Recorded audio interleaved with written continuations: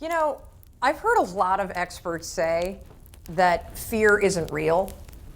That is such a bunch of baloney. Fear is so real.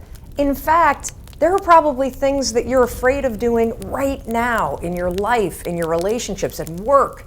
And the fact that you're afraid, that's robbing you of all of the experiences that you want to have in your life. I mean, if you're afraid to fly, that's going to limit your ability to travel and see the world or go visit friends. If you're afraid of public speaking, that's going to really limit your ability to express yourself and share your ideas. If you're afraid of talking to your boss or asking for a raise, that directly impacts how much money you make.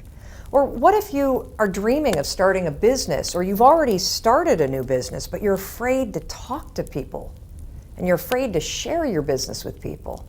I mean, fear is something that stops us all. And that's why I'm here to talk to you, because it doesn't have to.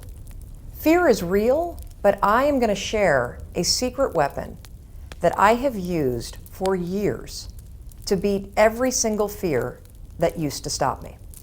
Now, first, before we get into this secret weapon, I just want to cover a few facts about fear, what it is, what it isn't, and some things that you may not know about fear.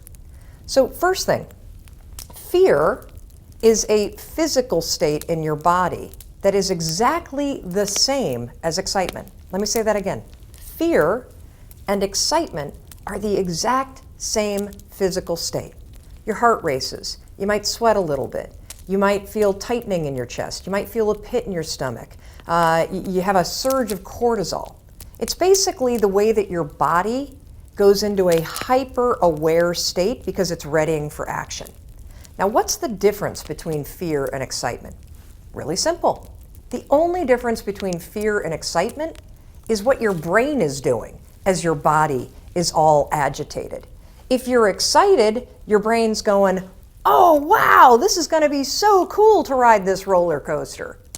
If you're afraid, your brain's going, no way, there's no way I'm doing that, this is dangerous, get out of there, don't do that. It's saying something different.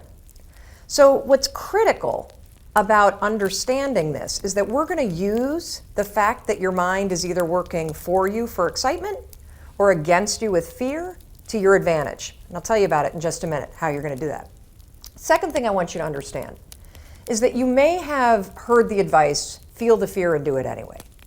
You may have heard the advice, oh, just try to calm down. Think positive thoughts. It doesn't work, does it? And there's a reason why it doesn't work. So let's go back to fact number one. When you're afraid, your body's in a state of arousal and agitation, and your heart is racing, and you're all like amped up, and you're hyper aware of what's going on, and you're freaking out a little bit. What is it like when you're calm?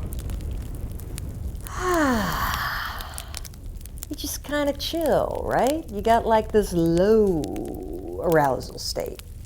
Very, very difficult to go from a state of agitation of being all jacked up and excited and weirded out and to a kind of state. It doesn't work. It's like trying to stop a train by throwing a boulder on the tracks. It's going to make the train jump off the tracks. It's going to cause a disaster. In fact, they've proven in research that when you try to ignore your fears, it actually makes them worse. And they've also proven in research that positive thinking alone also can make your fears worse.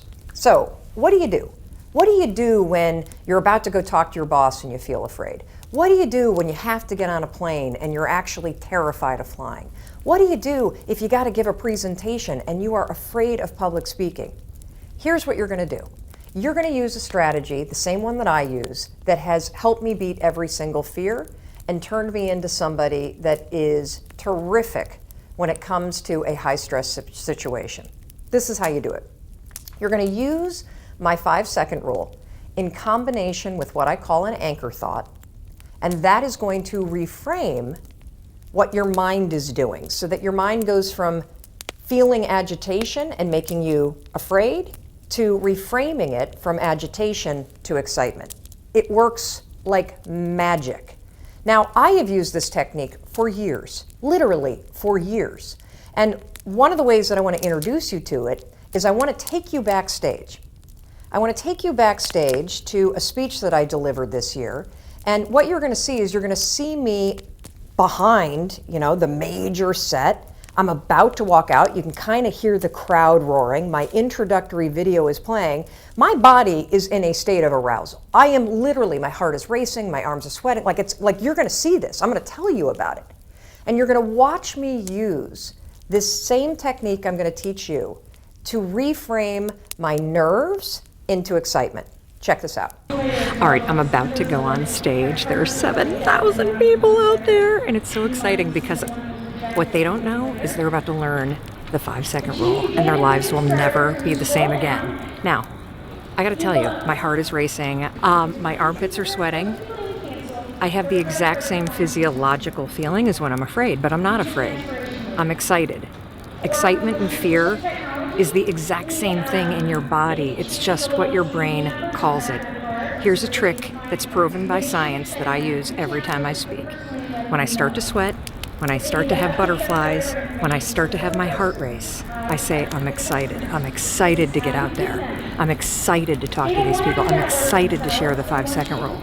And what that does is it sends a message to my brain that tells my brain why my body's all agitated and excited. And that way, I don't feel afraid. Remember, excitement and fear, exact same thing in your body. The only difference is what your brain calls it.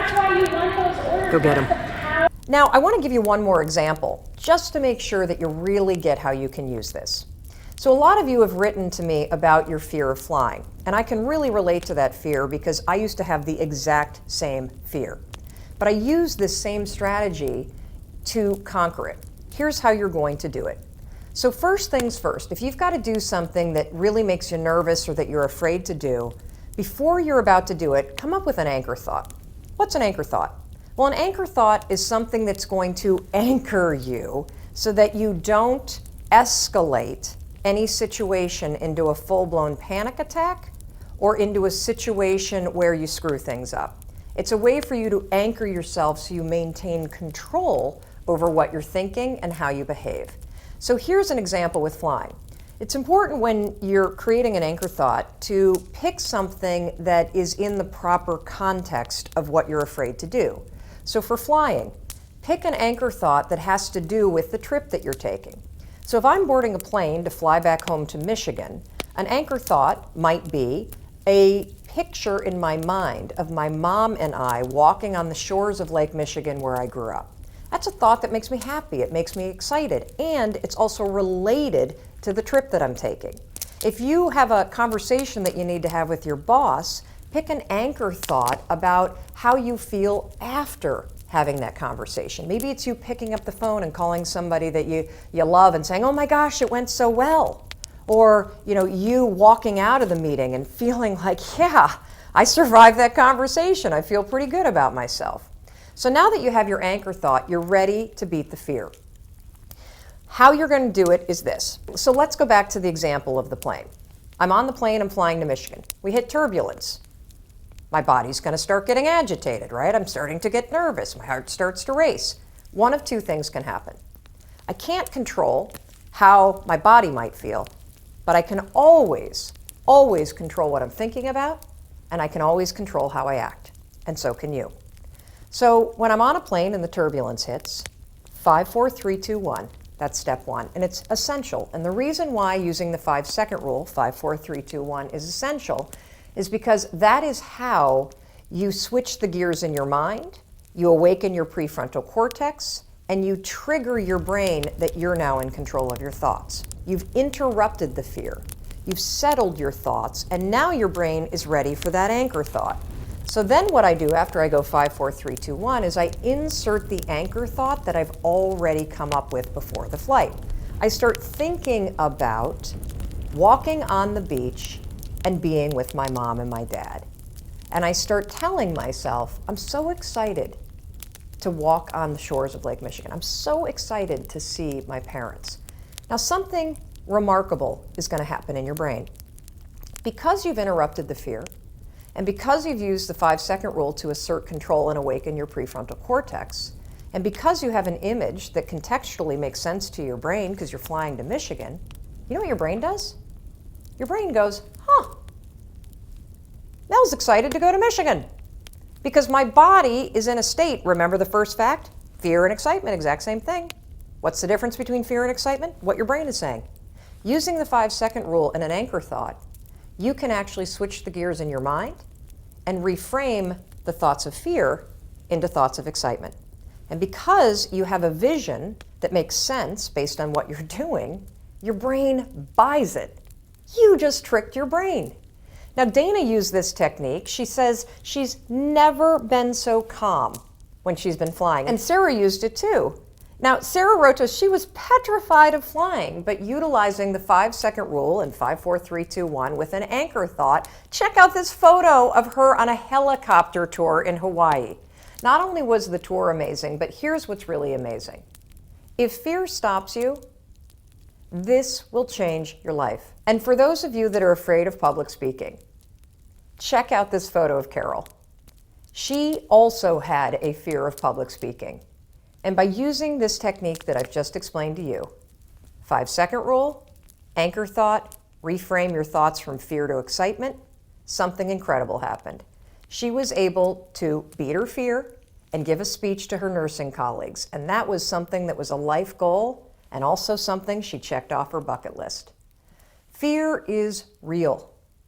You can't control the feelings that are going to rise up in your body when you're on a plane or when you're talking to your boss or when you see somebody that's attractive and you really want to go over and talk to that person. But you can always control what you think, and you can always make a decision about the actions you're going to take.